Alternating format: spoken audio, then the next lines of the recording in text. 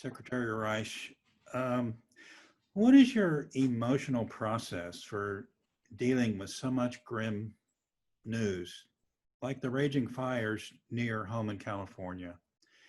What are your reasons for hope?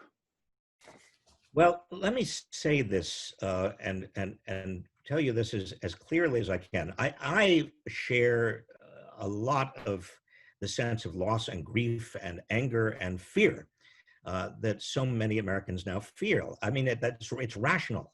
I mean, when you think about not only the environment and the wildfires and the floods and the hurricanes, but you also see COVID and you see how difficult it is to constrain it, given what the administration is doing.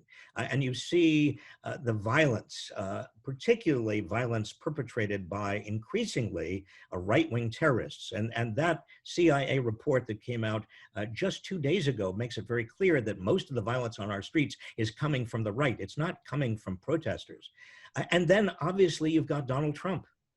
Now you put that together and there's not very much good news out there, to say the least. But what gives me hope, Randall, is three things. One, I'm a student of history, and I know there are great cycles in American history. We had the first Gilded Age when we had great inequality and corruption and poverty. And Americans rose up. After that, we had a progressive era starting in 1901 with Teddy Roosevelt. I think that we're on the verge of another progressive era because people are so outraged. Whether they call themselves Democrats or Republicans or independents, it doesn't matter. And secondly, what gives me hope and confidence is that we've got so many young people and people of color and women who are getting involved in politics as never before. And there's a kind of political rising tide. I think it somewhat has to do with changing demographics in America, and those demographics are changing. But we also have a degree of political excitement and involvement coming from young people and people of color and women, such as I haven't seen in my lifetime. And thirdly, I'm a teacher.